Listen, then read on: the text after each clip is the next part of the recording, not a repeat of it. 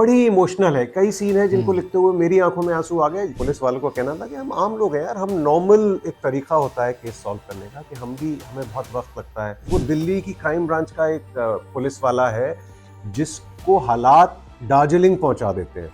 दार्जिलिंग जहां पर मर्डर्स हो रहे हैं, एक सीरियल किलर है, एक साइकोपैथ है। एज अ राइटर वो मोमेंट होता है जिस दिन आप कहानी खत्म करते हो, किताब खत्म करते हो, वो बहुत अच्छा मोमेंट होता है। उस मोमेंट के लिए शायद हम सब लिखते हैं। ये प्लेन मसाला नहीं है, इसमें बहुत ओके। हम गहरी बातें भी कर रहे हैं। बाप बेटे की रिश्तों की गहरी बातें हैं। हम्म। एक पूरा एलजीबीटी क्यू के जो स्ट्रगल है वो भी आते हैं, but it's just a backdrop. वो डॉक्यूमेंट्री जी। फॉर्मेट में नहीं जाते हम। ये कमर्शियल फिल्म की तरह एक कमर्शियल किताब रहती है, लेकिन गहरी बातें करती है।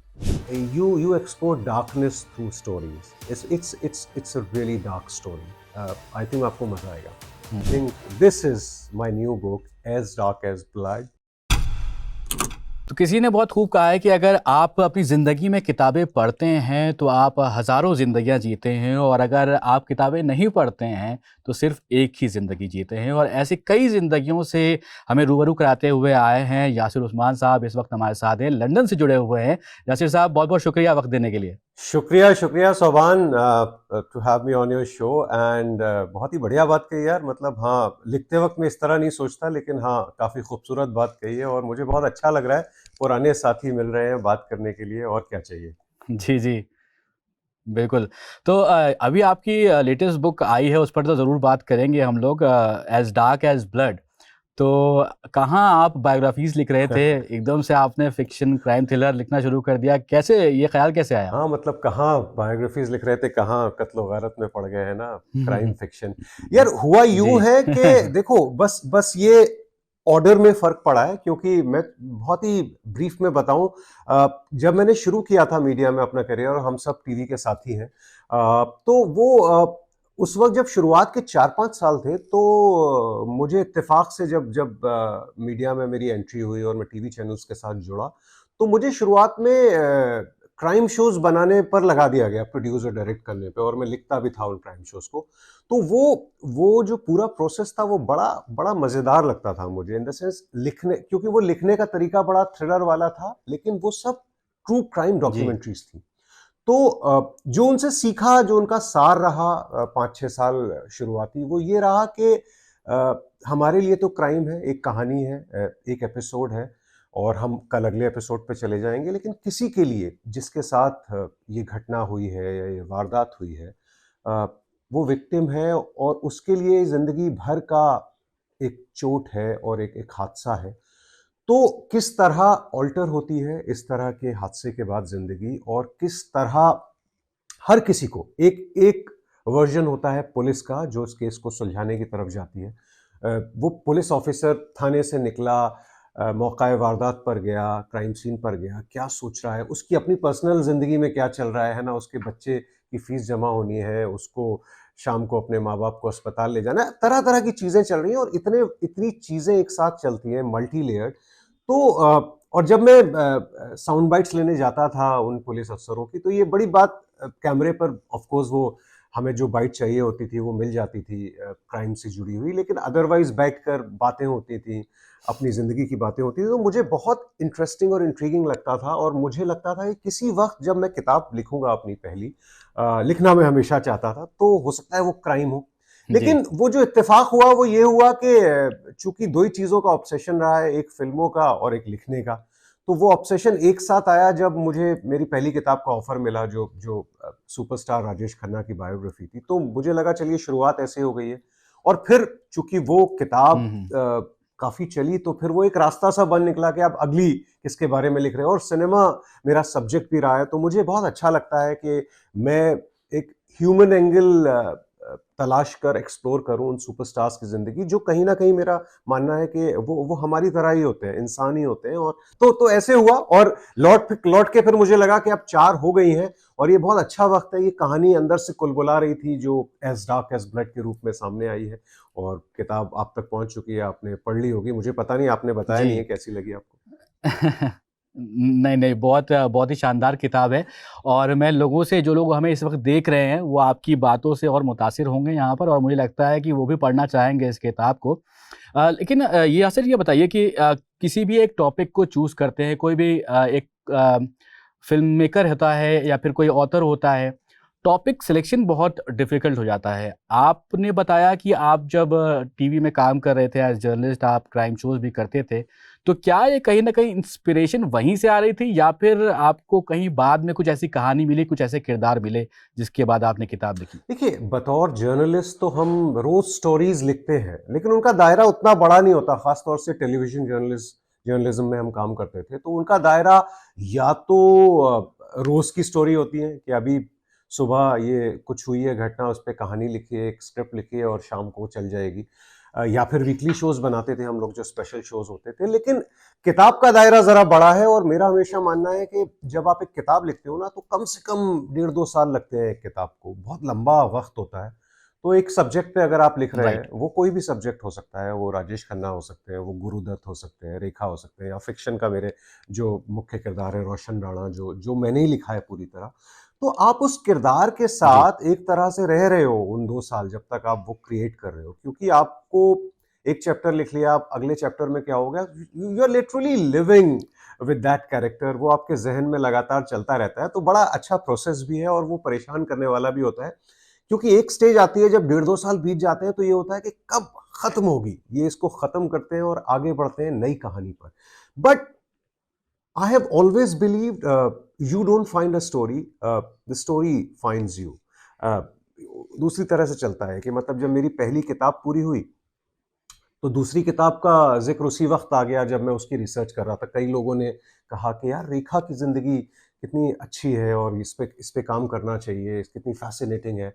तो एक तरह से वो कहानी कई तरफ से आई, वो कई लोगों ने कहा, तो मुझे लगा हाँ, मतलब एक तरह से कहानी मुझ तक आई। तो ये वाली भी एज डार्क एज ब्लड की जब मैं बात करूं, तो ये मैं बहुत साल से मैंने एक फिल्म देखी थी बचपन में जिसका नाम है शक्ति, हम सब ने देखी होगी, जो दिलीप कुमार और जी। अमिताभ बच्चन की फिल्म है। तो वो जो जी। जी। बाप बेटे का कॉन्फ्लिक्ट था, वो मुझे बचपन में इतना अच्छा लगा था जितना मेरी समझ में आया था। उसके बाद जब जब मैं फिल्में देखने लगा और फिल्मों को स्टडी करने लगा, तब भी मुझे वो कॉन्फ्लिक्ट बड़ा अच्छा लगता था। पूरी फिल्म नहीं, उन दोनों के बीच के जो सीन है, और बहुत थोड़े से सीन है वो, तो मुझे लगता था कि फादर सन कॉन्फ्लिक्ट एक्सप्लोर करना कितना अच्छा रहेगा और किस जोन में किया जाए।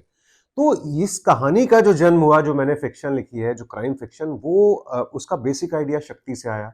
फिर रोशन राणा वो किस तरह का पुलिस वाला होगा, तो बड़ा अजीबोगरीब आइडिया है, लेकिन फिल्मी है भी बिल्कुल। कि जब मैं गुरुदत्त की किताब लिख रहा था, तो मेरी उनकी बहन थी ललिता लाजमी, उन्होंने मेरी बड़ी मदद की किताब लिखने में, और वो एक बार अपनी फैमिली एल्बम दिखा रही थी, हम्म। इसमें गुरुदत्त का फोटो था आर्मी यूनिफॉर्म में।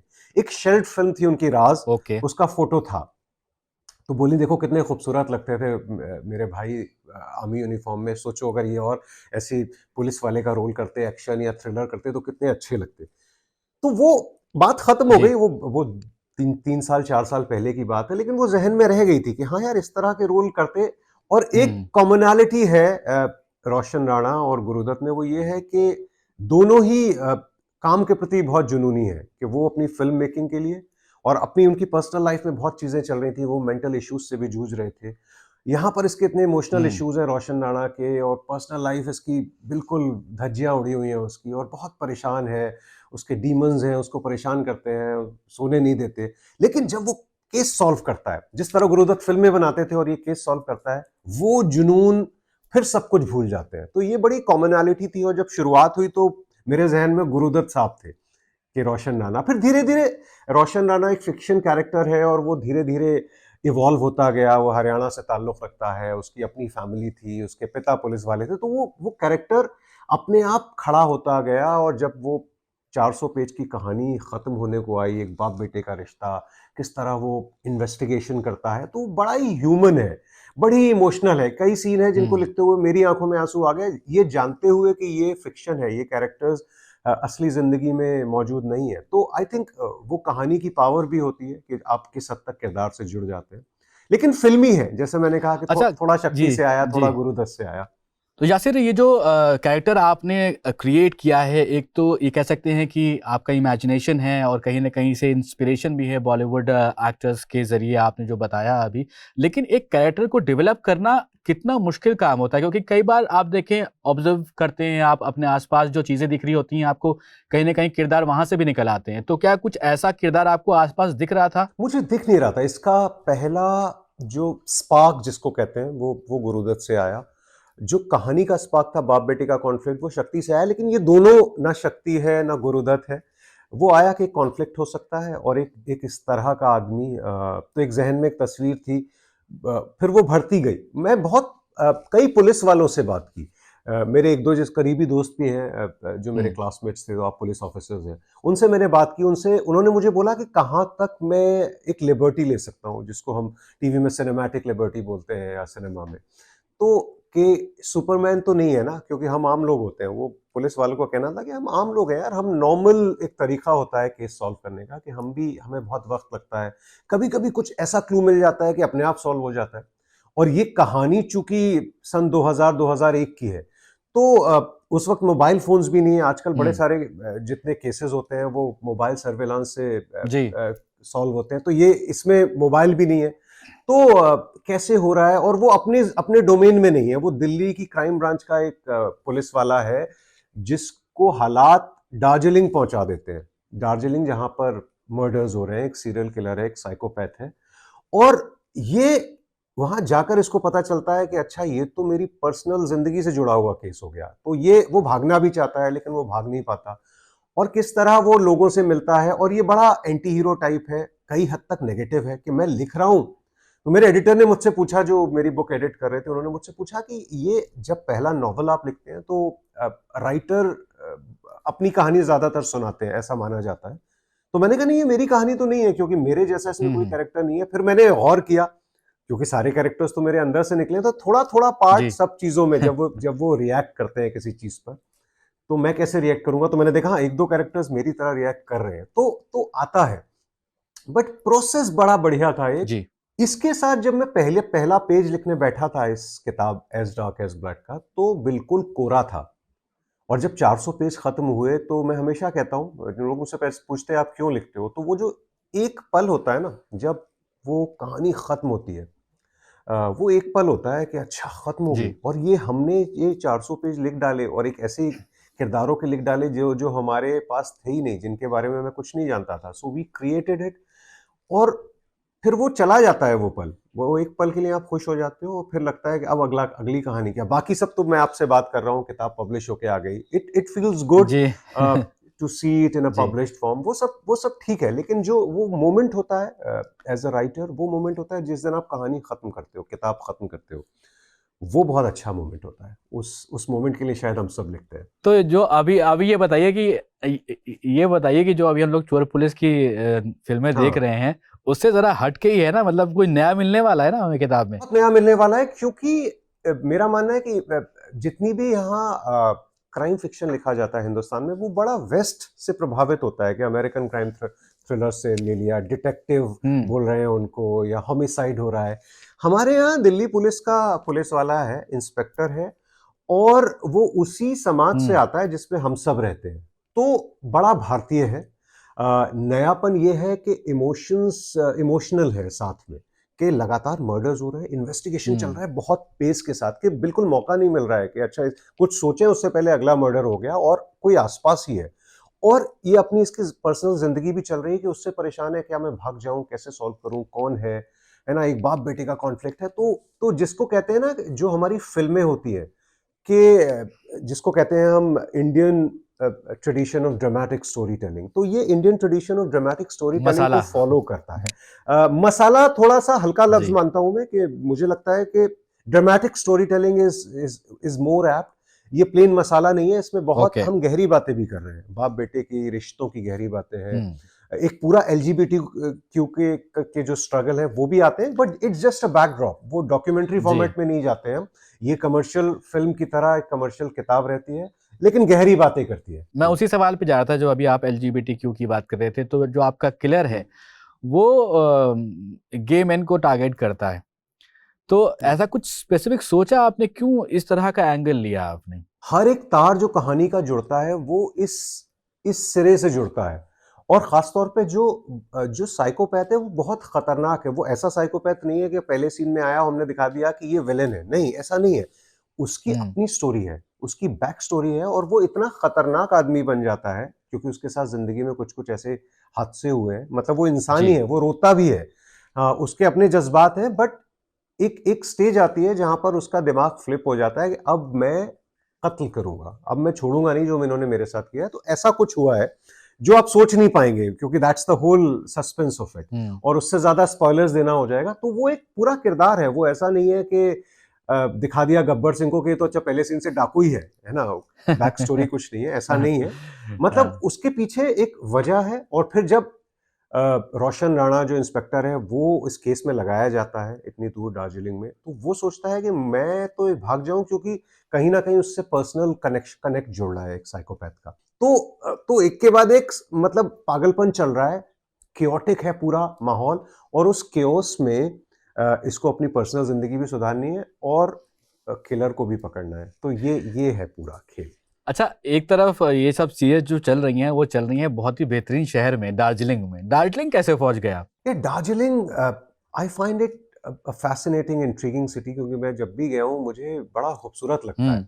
तो एक वजह तो ये है, सबसे पहली पहली वजह। लेकिन दूसरी वजह थी that it's a melting pot of various cultures, many languages के है तो बंगाल में दार्जिलिंग, लेकिन वहाँ बंगाली बोलने वाले भी हैं।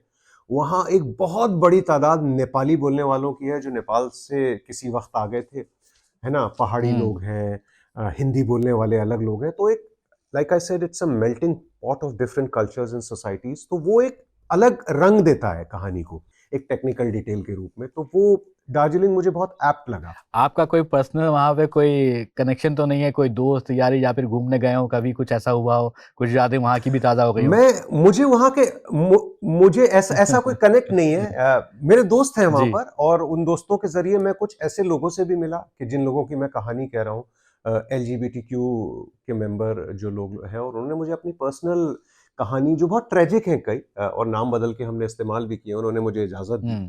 तो चूंकि मेरा कुछ अदरवाइज वो जानकारी मेरी उनके, मैं चाहता था कि वो कहानियां वहां से आए, वो क्लीशेड ना लगे जो हम पढ़ते हैं कहीं। तो वो उन लोगों ने मुझे शेयर की। उनमें से 2 लोग दार्जिलिंग से जुड़े हुए हैं। तो कि उनके माता पिता ने, उनकी सोसाइटी ने उस वक्त जब वो छोटे थे और दार्जिलिंग में रहते थे, कैसे रिएक्ट किया था उनकी इस चॉइस ऑफ लाइफ पर। तो उससे बहुत अपनापन आ गया है, उससे बहुत पर्सनल टच आ गया है। इसलिए जितने लोग अभी पढ़ रहे हैं उन्होंने कहा कि यार ये ऐसा लगता है कि बहुत करीब से किसी ने ये कहानी नरेट की है। तो वो जो एक एक एक पर्सनल टच है, वो आपने भी पढ़ी जी। है, आप पढ़ रहे हैं अभी फिलहाल। हम्म। तो वो आपको महसूस होगा वो पढ़ते हुए, वो इमोशंस आप महसूस कर पाएंगे। बिल्कुल। तो जो लोग अभी इसको पढ़ना चाहते हैं और जो लोग हमारी बातों को सुन रहे हैं, एज डार्क एज ब्लड को अगर आप पढ़ना चाह रहे हैं तो क्यों पढ़ना चाहें? यहाँ से अगर आपकी जुबानी हम समझें, हम्म। कोई 3 बातें जो बहुत इंपॉर्टेंट होगी कि इसको तो आपको पढ़ेंगे तो बहुत ही मजा आने वाला है। एक तो कमाल की मर्डर मिस्ट्री है। एक मर्डर मिस्ट्री आप इसीलिए पढ़ते हो ना कि क्या सस्पेंस है। तो सस्पेंस इसमें बहुत अच्छा बिल्ड हुआ है।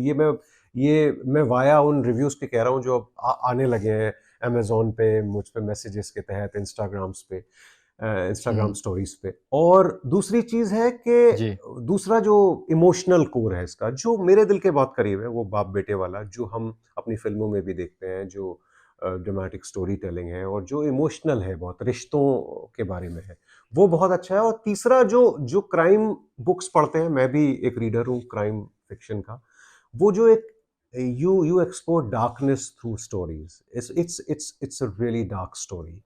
आई थिंक आपको मजा आएगा। अच्छा, अच्छा, अगर आप किसी शक्ल को देना चाहें, अपने किरदार को कोई शक्ल देना चाहें, तो कोई बॉलीवुड एक्टर आपके ज़हन में आता है अभी?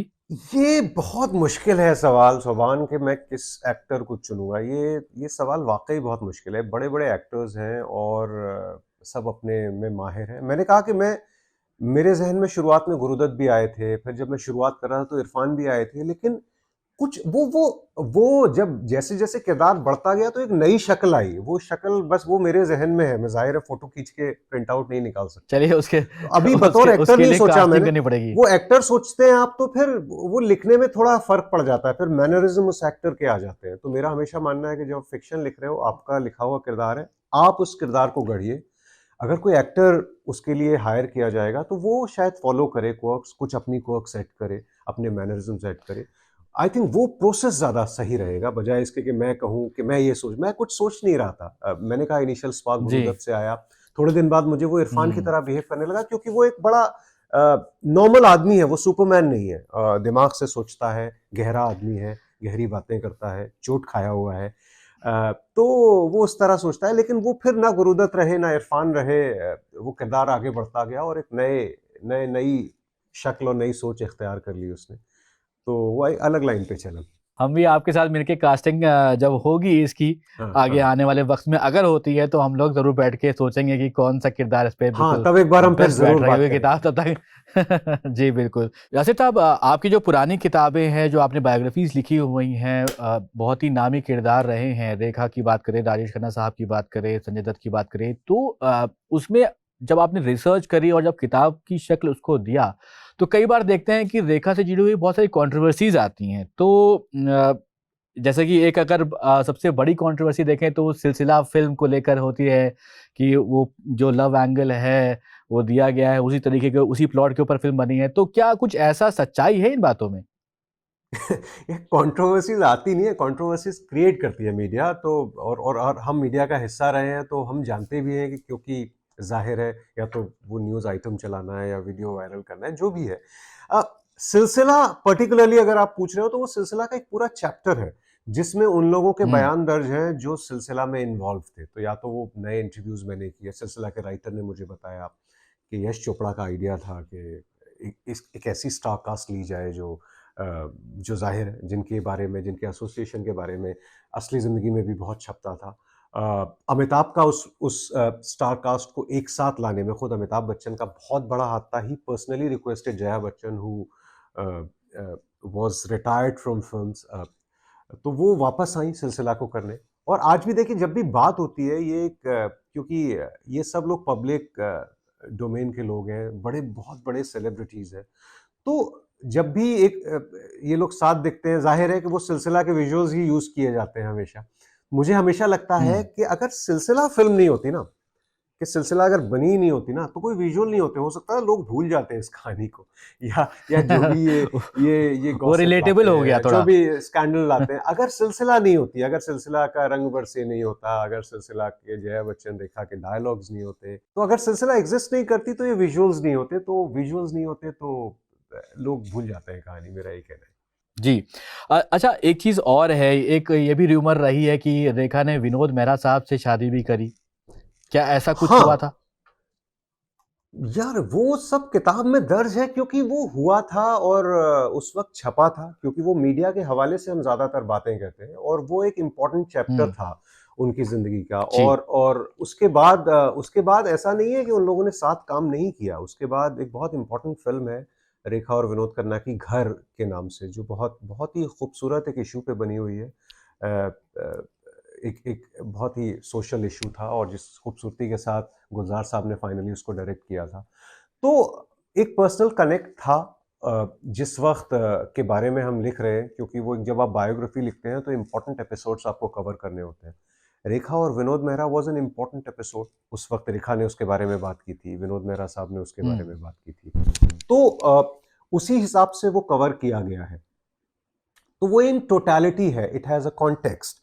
लेकिन जब वो मीडिया में जी। कवर किया जाता है तो वो उसका लास्ट का एक पैराग्राफ लिया जाता है जो बिल्टअप होके, जो एक एक घटना हुई थी जो नेगेटिव थी रेखा के लिए, लेकिन उसको हम्म। उसके बारे में लिखा जाना जरूरी था उस पूरी कहानी को समझने के लिए। लेकिन प्रॉब्लम ये थी कि उस घटना को उठा लिया जाता है और सिर्फ उतना हेडलाइन बना के उसको स्कैंडल बना के पेश किया जाता है।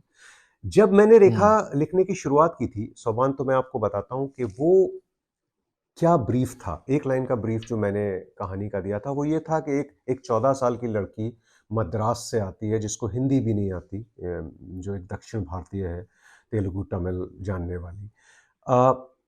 हिंदी नहीं आती, उसका रंग रूप हिंदी फिल्मों की हीरोइनों जैसा नहीं है, उसका वजन ज़्यादा है, हर चीज़ का मजाक उड़ाया जाता है, क्या क्या नहीं कहा जाता। उसके लिए वर्ड यूज़ किए जाते हैं, काली कलूटी, भद्दी, मोती, ये सब वर्ड जो प्रिंट में यूज़ किए गए हैं, मेरे लफ्ज़ नहीं है। और उसके बाद 14-15 साल बाद वही लड़की का ट्रांसफॉर्मेशन होता है, एक बिल्कुल करिश्माई ट्रांसफॉर्मेशन होता है, और वो लड़की जिसको हिंदी भी नहीं आती थी, वो उमराव जान में खूबसूरत हिंदुस्तानी उर्दू बोलते हुए नेशनल अवार्ड जीतती है। This was the story, There was nothing scandalous in it. It was an underdog story. It was the story of a winner in life. हाँ, उसमें स्कैंडलस जी। चैप्टर्स थे, उसमें कंट्रोवर्शियल चैप्टर्स हैं, वो जो शायद हर किसी की ज़िंदगी में होते हैं, और जैसा कि मैंने कहा कि जितना बड़ा हस्ती हो, इतने बड़े फ़िल्म स्टार्स हैं, तो वो और एक्स्पोनेंशियली बढ़ जाता है, वो स्कैंडल और वो जो न्यूज़ स्पेस होता है। तो जी। इन टोटैलिटी में समझना चाहिए हमें रेखा की स्टोरी, या संजय दत्त की अच्छा, स्टोरी, या एक गुरुदत्त की एक चीज़ स्टोरी। और चीज़ है, रेखा जी का हमेशा ये चलता है कि उनके सिंदूर की जो मिस्ट्री है, बहुत सारी रिपोर्ट्स आती हैं, लेकिन सच क्या है? वो उन्होंने खुद कहा था कि सच तो ये है जो वो खुद कहेंगी। खुद उन्होंने ये कहा था कि जिस जगह से मैं आती हूँ, और ये उन्होंने प्रेसिडेंट ऑफ इंडिया से बोला था नेशनल अवार्ड लेते हुए, कि जिस जगह से मैं आती हूँ वहाँ सिंदूर लगाना फैशन माना जाता है।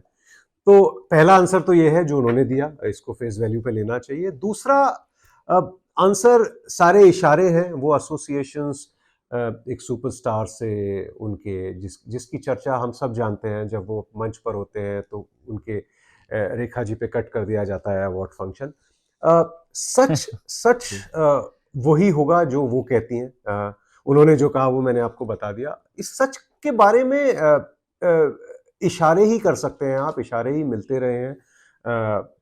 जाने कितनी पोथियाँ लिखी गई हैं, कितनी मैगज़ीन्स, कितने इंटरव्यूज़ में इसकी बात की गई है। सिलसिला तक बना दी गई है जिसकी हमने बात की। लेकिन इसका जवाब आई थिंक उन पे छोड़ देना चाहिए, जो इस जवाब को देने की हकदार है। और उन्होंने बड़ी एक लाइन में बोला कि जिस जगह से मैं आती जी, हूँ वहाँ फैशन माना जाता है, तो मैं तो ऐसे ही लगाती हूँ। बिल्कुल।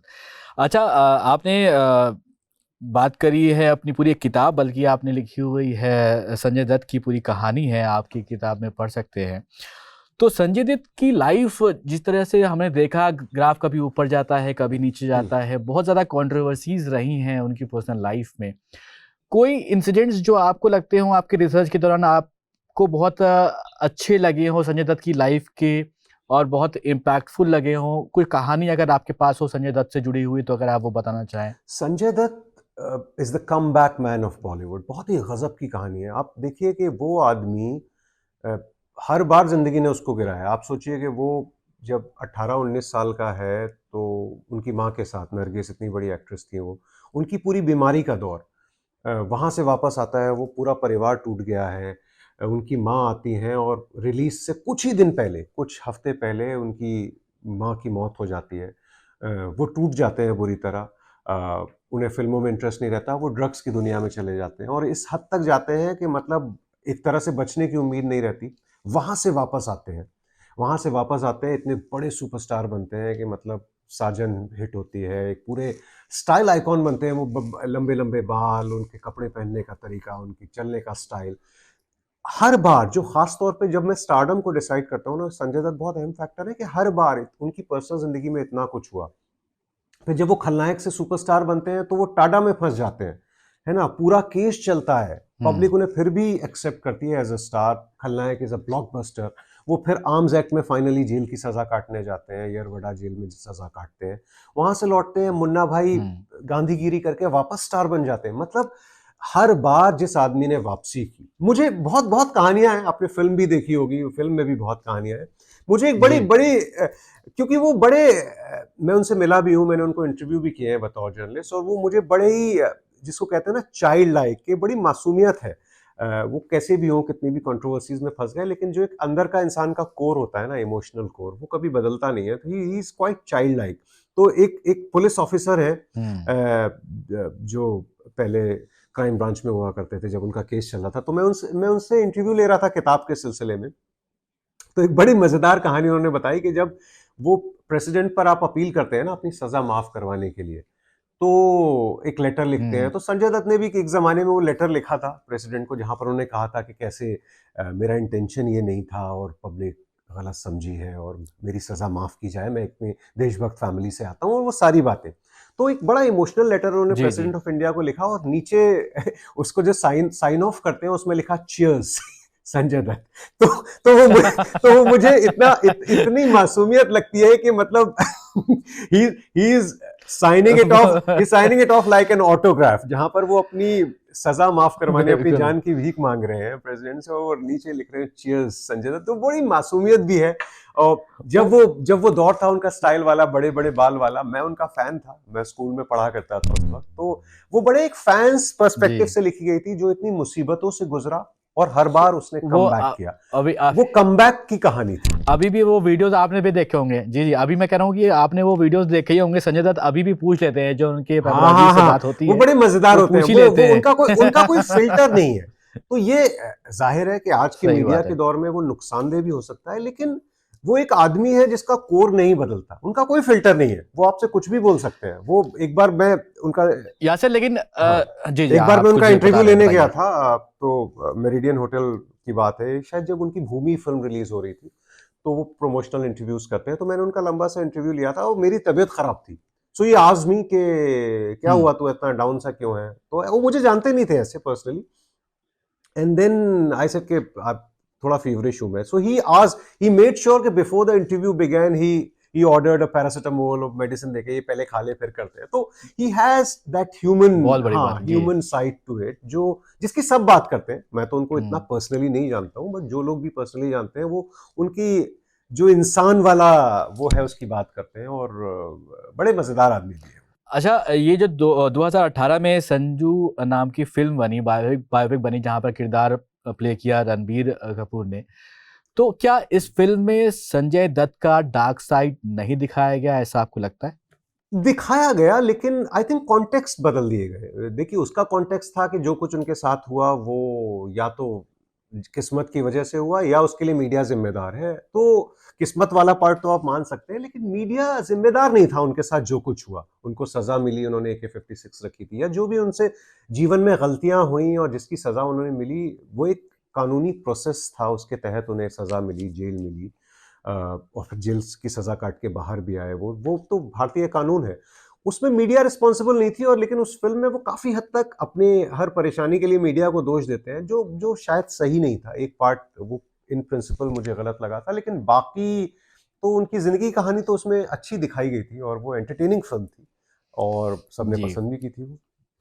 यासिर साहब, बहुत-बहुत शुक्रिया अपना वक़्त देने के लिए यहाँ पर। और मैं एक बार फिर से दोहराना चाहूँगा कि अगर आपने अभी तक एज़ डार्क एज़ ब्लड नहीं पढ़ी है, यासिर साहब की किताब आ चुकी है, और ये किताब कहाँ मिलेगी उसके लिंक्स हम आपको डिस्क्रिप्शन बॉक्स में दे देंगे। यासिर साहब, कैसा लगा आपको बात करके हमारे साथ, स्विच के साथ? मुझे बहुत अच्छा लगा, और पुराने साथियों से बात करके, और जी, जी स्विच में देखता रहता हूँ। बहुत ही जी। मज़े के वीडियोस होते हैं, और मैं जी स्विच पे हूँ आज, तो मुझे बड़ा अच्छा लग रहा है। और ज़ाहिर है, किताब पढ़ी है हमने, किताबों पर बात की, फिल्मों पर बात की, फिल्मी किताबों पर बात की। जी। But as of now it's as dark as blood, and pick a copy, go grab it, read it, and you can get in touch with me जब भी आप किताब की बात करें। और इससे पहले कि किताब का, मेरे पास किताब का कवर भी रखा है। I think this is my new book, as dark as blood. It's a thriller, it's a murder mystery, it's a dark book with an emotional core, a father son relationship. बहुत मजे की है, पढ़िए, आप भी पढ़िए, सोबान पूरी कीजिए, आपके पास पहुंच चुकी है। And thank you so much for this conversation, and I love talking to you. Thank you so much. Thank you Yasir.